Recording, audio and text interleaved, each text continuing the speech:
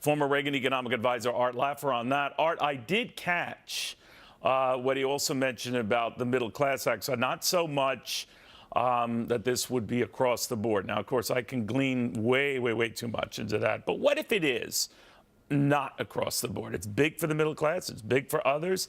The corporate part is very real and big, but not quite like Ronald Reagan in the respect that everyone saw substantial cuts.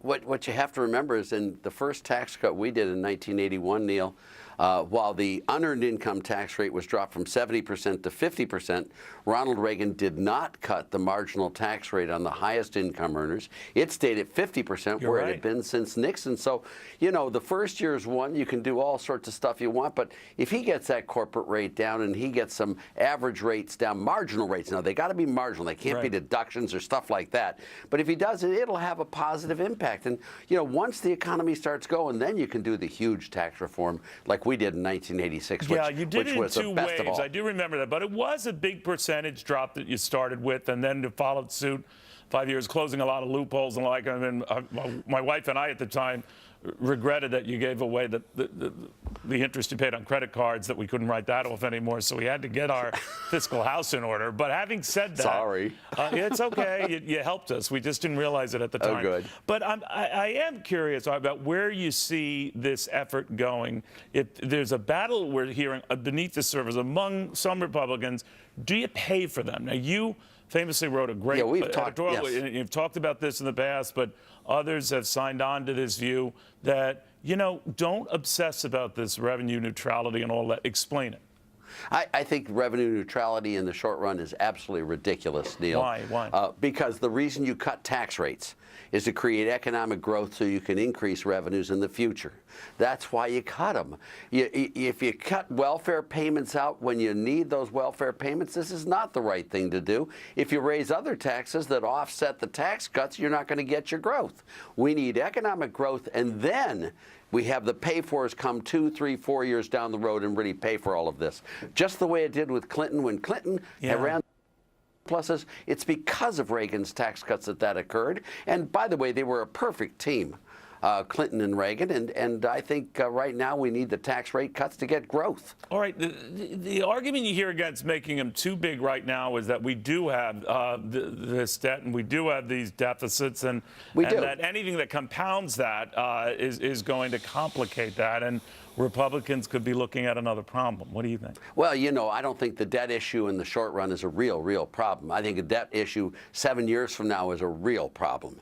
And if we don't get economic growth right now, we're not going to get that. We're not going to get that debt down as a share of GDP. But you really can't grow your way out of it, right? Oh, yes, you can. That's the only way you can do it. Yes. You can grow your way out of $20 trillion in debt?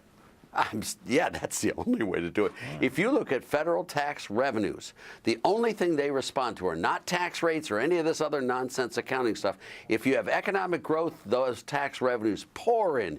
If you have slowdowns, tax revenues recede quickly and dramatically. Here's it's the rap really against only that. growth. Ben Steiner, you know, and loves you to death and all, but one of the things he has said is, you know, we can never get our hands on spending. We can never really grapple with it, and waste, fraud, and abuse. They always try to get a handle on it. They never can, and they never do. So he doesn't think, particularly when it comes to the upper income, that they should get a tax. So in fact, he says they should pay more. Now, that's echoed by a few others who argue that it's the only way to balance this out. Don't cut the upper income tax rate. What do you say? Well, I think we should collect more taxes from the upper income. What we know from the Harding-Coolidge, from the Kennedy, and from the Reagan tax cuts is the one group that paid way more in taxes after the tax cut were the highest income earners. That's the one group. As a group in general. As a group, they did it. What they did was they stopped using tax shelters, inflation hedges, all these gimmicks and loopholes, and they actually paid their taxes. And that is exactly what happened under Reagan. I'm just looking at the numbers today under Reagan, under Kennedy, and under Harding-Coolidge.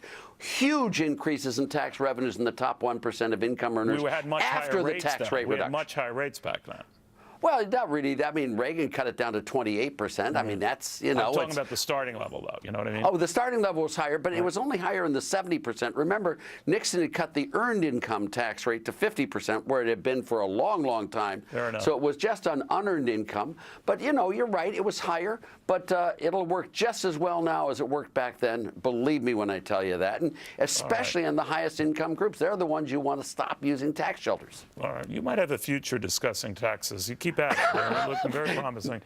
Art, thank you very, very much. Neil, you're special. Thank you very much for having me. That's one word.